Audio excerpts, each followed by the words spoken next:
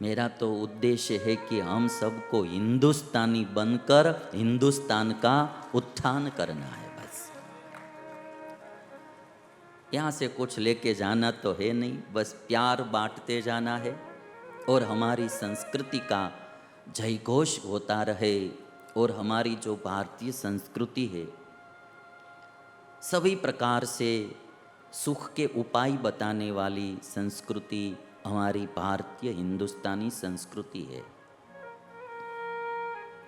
और ये संस्कृति पूरी दुनिया को सुख शांति के उपाय बताने वाली संस्कृति है।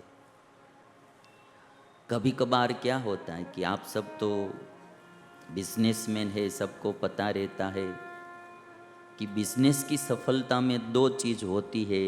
एक तो प्रोडक्ट की क्वालिटी अच्छी होनी चाहिए और दूसरा मार्केटिंग अच्छा होना चाहिए।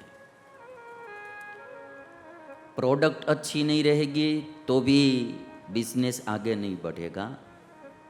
अभी जैसे हमारे टाटा कंपनी वाले का जो स्टील होता है स्टैंडर्ड लेवल का, तो अभी आप देखें कितने साल से कर रहे हैं और आगे ही बढ़ते जा रहे हैं। प्रोडक्ट अच्छी होनी चाहिए। प्रोडक्ट के साथ साथ आज ऐसा ज़माना है कि मार्केटिंग भी होना चाहिए। तो हमारी जो भारतीय संस्कृति है वो प्रोडक्ट तो अच्छी ही है, श्रेष्ठतम है, ज़रूर है, अब बस मार्केटिंग करने की। प्रोडक्ट तो अच्छी ही है। ये इसलिए मैं बता रहा हूँ कि हमारे गुजरात में एक रण प्रदेश है, कच्छ भुज में थोड़ा रण जैसा रहता है, कोई जाते आते नहीं थे लोग। और हमारा गिर का जंगल, जो गिर गाय हम बोलते हैं, जिस जंगल में पलती है उसको गिर जंगल बोलते हैं, कोई लोग वहाँ नहीं जाते थे। जंगल अच्छा है, शेरों का जंगल है, करीबन 400-500 शेर वहाँ रहते हैं। और जंगल बहुत सुहावना है, गिर जंगल।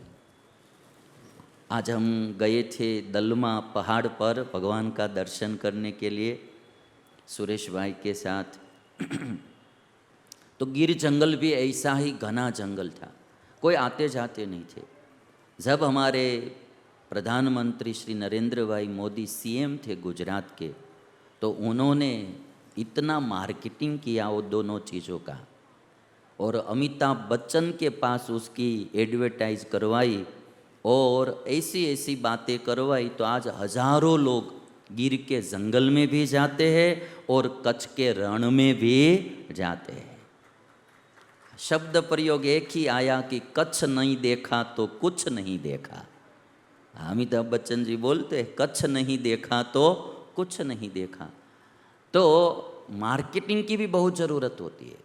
ये बात मैं इसलिए आपसे बता रहा हूँ, मैंने अमेरिका में बहुत से ऐसे टूरिस्ट प्लेस देखे कि जहाँ इतना कुछ है नहीं, किंतु उनका मार्केटिंग ही इतना है, तो विश्व भर के लोग वहाँ जा रहे हैं। तो मैं कभी सोचता हूँ कि हमारे भारत देश के पास तो ऐसे कितने भी प्लेस है जो अच्छे से अच्छे टूरिस्ट प्लेस बन सकते हैं, किंतु कोई उसको बनाने वाला चाहिए और मार्केटिंग करने वाला चाहिए, तो ज़रूर वो प्लेस भी आगे बढ़ सकते हैं। तो हमारी भारतीय संस्कृति, उसको हम सबको मिलकर उजागर करना है पूरे विश्व की शांति के लिए। यही एक संस्कृति है जिन्होंने सूत्र दिया वसुधैव कुटुंबकम। पूरी पृथ्वी, वसुधा यानी पूरी पृथ्वी, वो हमारा कुटुंब है। हम एक ही भगवान की संतान सब है। वसुधा पूरी पृथ्वी एक कुटुंब है। तो हम सबको, हिंदुओं को भी स्पेशली, सभी प्रकार के भेदभाव को भूल के हम सब हिंदुस्तानी है, ऐसी भावना रख के आगे बढ़ना है। आज जो यहाँ की महिलाएं, उन्होंने भी एक अभियान शुरू किया है भ्रूण हत्या रोको, बेटी बचाओ और बेटी पढ़ाओ। नारी भी एक अद्भुत शक्ति है इस विश्व की। और हमारे भारत देश में तो नारी की पूजा होती है। कहा जाता है कि जहाँ नारी का सम्मान होता है वहीं उन्नति होती है। तो भगवान श्री स्वामीनारायण ने आज से 200 साल पहले उस जमाने में वहाँ भी कहीं कहीं कन्याओं की हत्या होती थी। तो स्वामीनारायण भगवान ने एक बार कहा था कि जो कन्या की हत्या करता है वो पाप ईश्वर कभी भी सहन करेंगे नहीं, प्रभु कभी भी सहेंगे नहीं। इसलिए कभी भी पुत्र और पुत्री में भेदभाव नहीं करना चाहिए।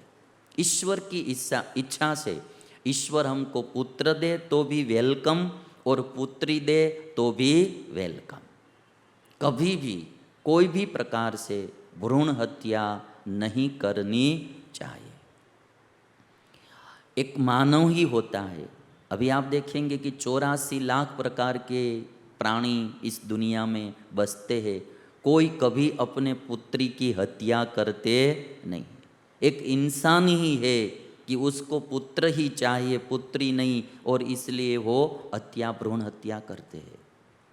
और कभी कभी तो मैंने ऐसा भी देखा है कि सास की इच्छा होती है कि बस मुझे बेटा चाहिए, अपनी पुत्र वधू को फोर्स करती है बस मुझे कैसे भी बेटा चाहिए, बेटी नहीं। तो ये अपनी पुत्र वधू के हाथ की बात थोड़ी है, वो तो ऊपर वाले के हाथ की बात है, बेटा होगा या बेटी होगी। तो इस तरह से दुराग्रह भी नहीं रखना चाहिए। ईश्वर की इच्छा से बेटा या बेटी दोनों का वेलकम करना चाहिए। यदि नारी नहीं रहेगी तो भी दुनिया कभी भी नहीं चल पाएगी। इसीलिए स्वामीनारायण भगवान ने नारियों की सुरक्षा के लिए बहुत मर्यादापूर्ण व्यवहार स्वामीनारायण संप्रदाय में रखा है। हमारे यहाँ पुरुषों के गुरु पुरुष होते हैं तो नारी के गुरु नारी होती है। आचार्य की धर्म पत्नी होती है, वही नारियों को दीक्षा देती है। पुरुषों के मंदिर है, वैसे ही नारियों के भी अलग मंदिर होते हैं। तो नर और नारी दोनों समान है, दोनों की उन्नति होनी चाहिए। इसलिए जो महिलाएं अभी ये अभियान चला रही है, बेटी बचाओ भ्रूण हत्या रोको, उनको भी हम एक बार ताली नाद से अभिवादन करेंगे और भगवान से प्रार्थना करते हैं। और आजकल हम एक मैंने मार्किंग किया है दुनिया में कि जितने लोग पैसे वाले होते जाते हैं, थोड़े बुद्धि वाले पढ़ते जाते हैं, वही ज़्यादा पाप करने की ओर बढ़ते हैं। मैंने कभी भी मजदूर लोगों में भ्रूण हत्या करते हुए लोगों को नहीं देखा है। वो लोग अभी वो नहीं करते हैं।